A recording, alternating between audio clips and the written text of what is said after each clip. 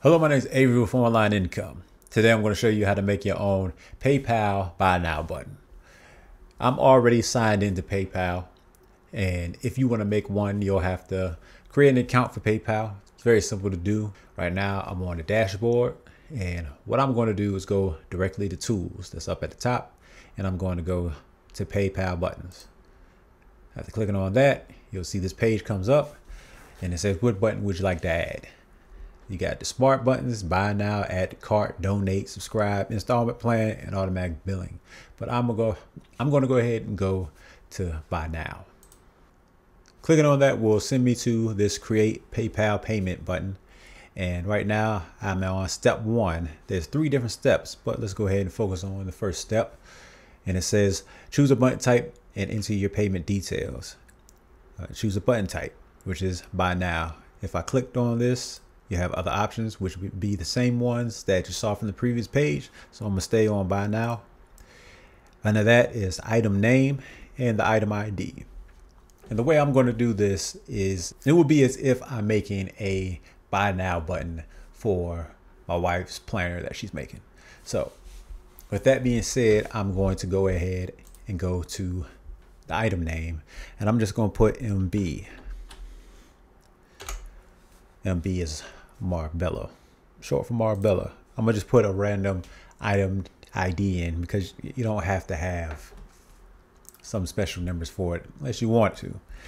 I'm just gonna put 112.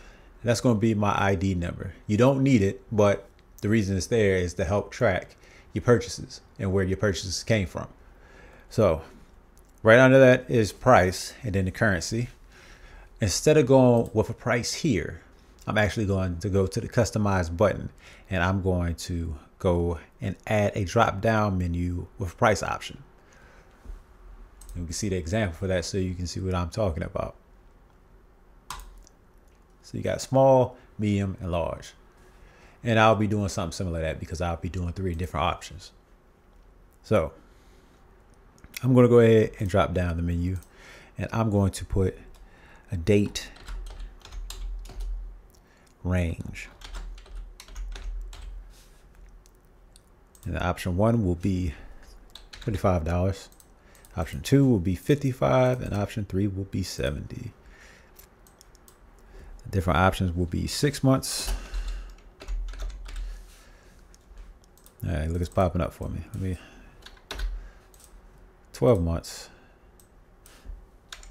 And then 15 months. Like I said, this is for a planner. This would be for the planner if it was going to be used. So the planner could be customized to be just 6 months, 12 months, or 15 months. And I'm going to go ahead and press done with that. Over on the left, well, the right, excuse me, you can see that I have the months up here now, which I got 35, 55, and 70. Now I got add a drop down menu, which will be the same thing without the price option. And then you can add a text field.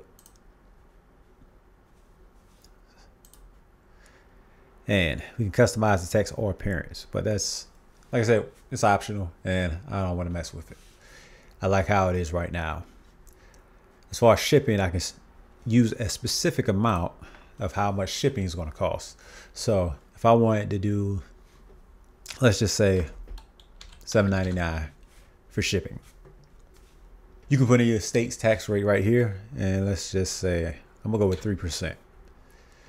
As far as the merchant account ID, I'm going to go ahead and use mine instead of using my primary email address, and that will be how you'll get paid. That's what this is for. But you can go learn more, and you find out secure merchant account ID. If you select this method, PayPal links your merchant account ID to your primary email address, so it isn't visible to spammers.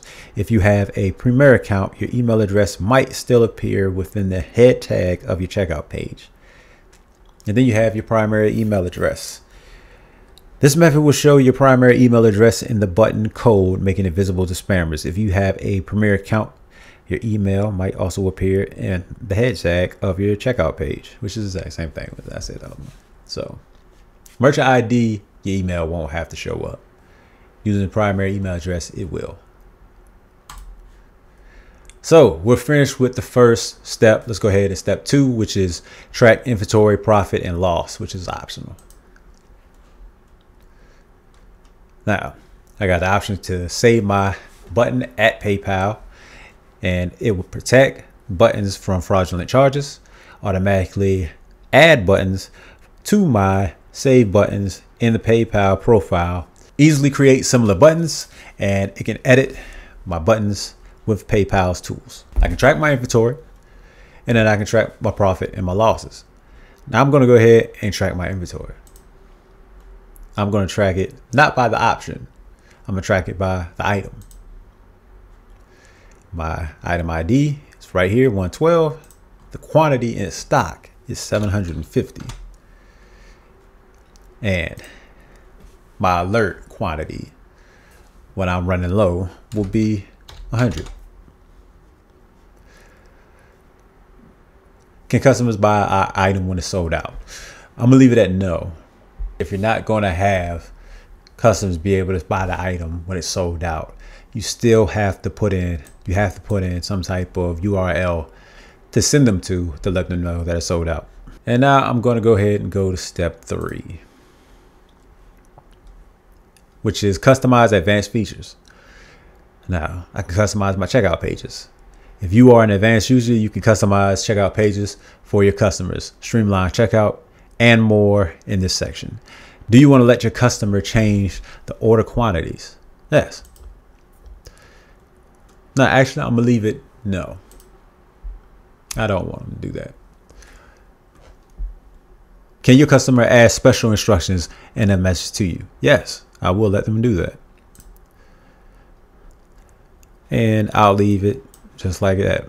Add special instructions to the seller.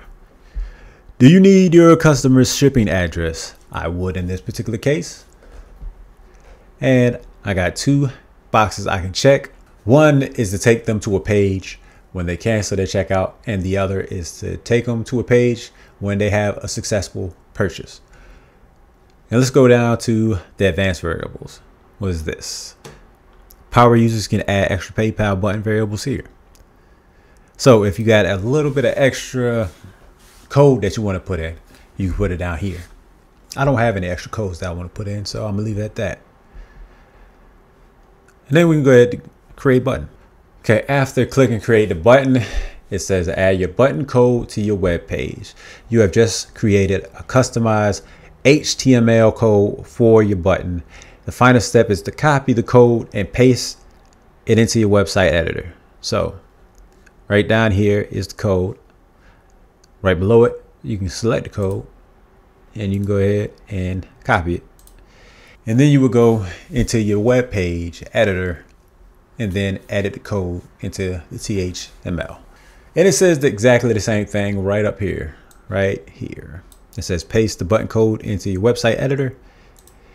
The code must be pasted into the code view where you can view and edit HTML. In your website editor or admin page, open the page where you want to add your button. Look for an option to view or edit HTML.